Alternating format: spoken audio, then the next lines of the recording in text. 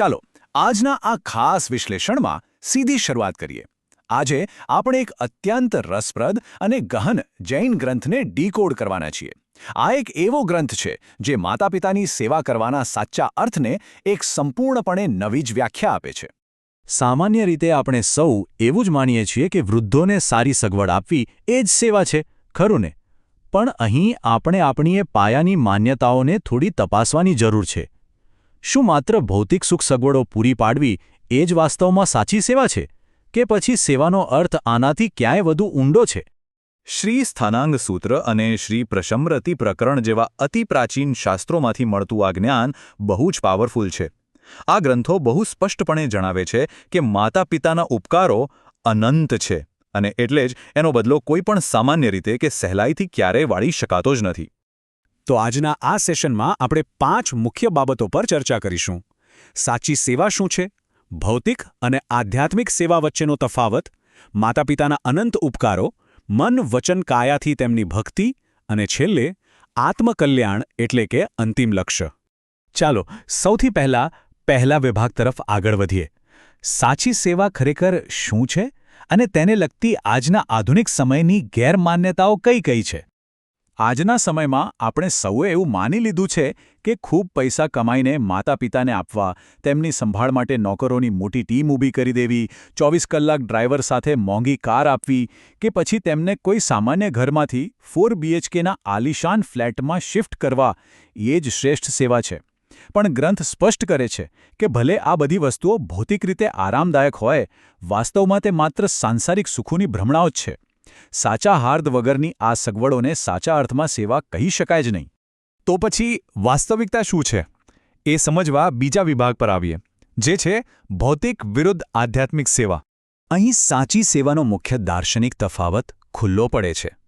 આપણે સામાન્ય રીતે માતા પિતાને સ્વાદિષ્ટ અને ભારે ભોજન કરાવીને ખુશ થતા હોઈએ છીએ.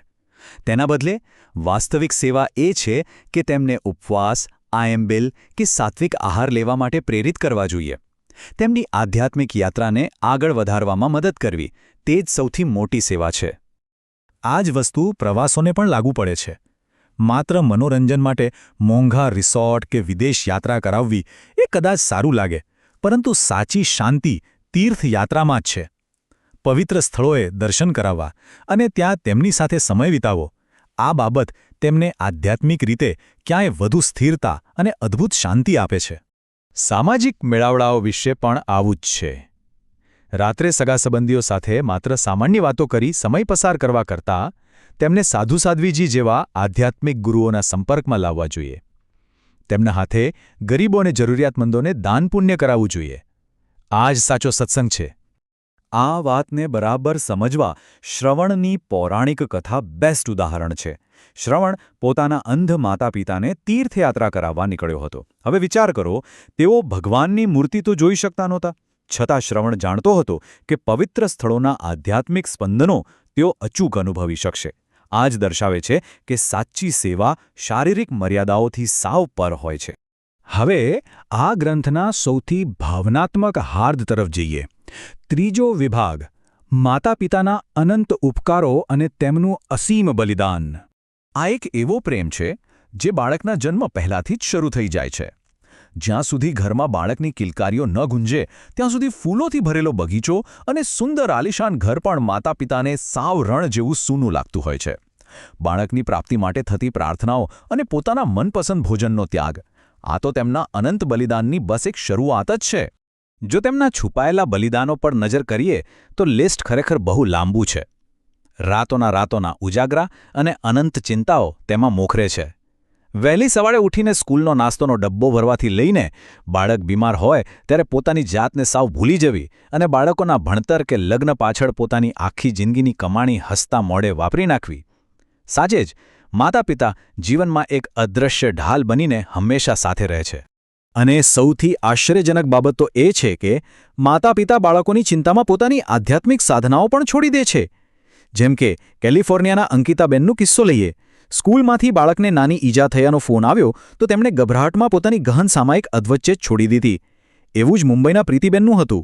ઘરમાં મોટો પ્રસંગ ચાલતો હતો, પણ જ્યાં સુધી દીકરી ગઝલ સુરક્ષિત ઘરે ન પહોંચી ત્યાં સુધી તેમની નજર સતત દરવાજા પર જ અટકેલી હતી. તો આવા અનંત ઉપકારોનો બદલો કઈ રીતે વાળવો? ચોથો વિભાગ આ માટેની એક બહુ જ સ્પષ્ટ પદ્ધતિ આપે છે: મન, વચન અને કાયાથી ભક્તિ. ગ્રંથમાં કૃતજ્ઞતા વ્યક્ત કરવા માટે 3 સ્પષ્ટ પગલાં આપ્યા છે. પહેલું છે મન.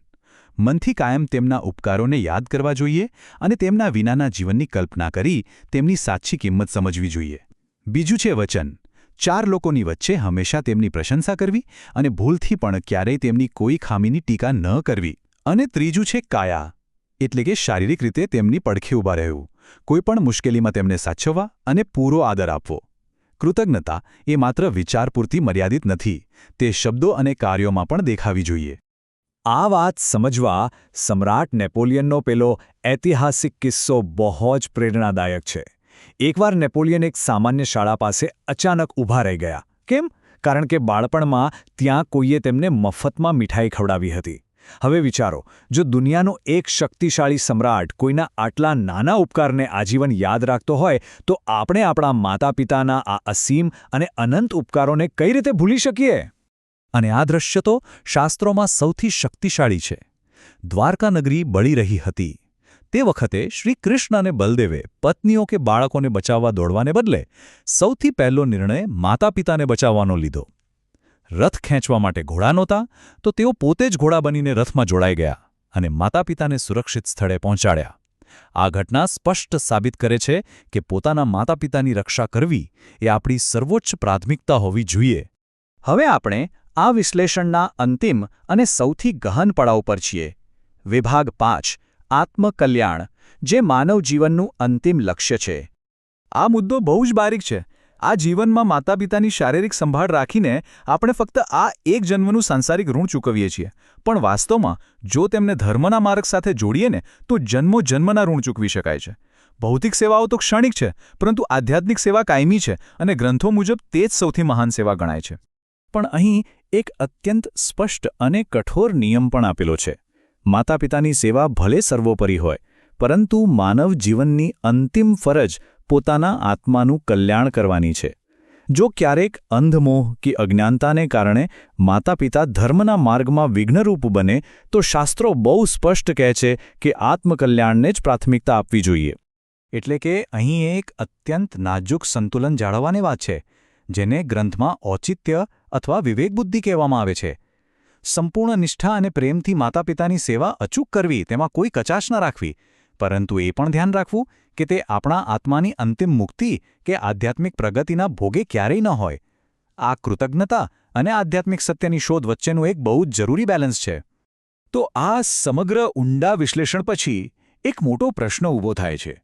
માત્ર લક્ઝુરિયસ સગવડો આપવાથી ક્યાંય આગળ વધીને જે માતા-પિતાએ પોતાનું આખું જીવન આપણી પાછળ સમર્પિત કરી દીધું, તેમની વાસ્તવિક આધ્યાત્મિક ઉન્નતિ માટે આપણે હવે કેવા પ્રયાસો કરીશું? આ સવાલ ખરેખર વૃદ્ધોની સંભાળ માટેના આપણા સામાન્ય અભિગમને મૂળથી બદલવા મજબૂર કરે એવો છે. તો આ વિશે ચોક્કસ વિચારજો.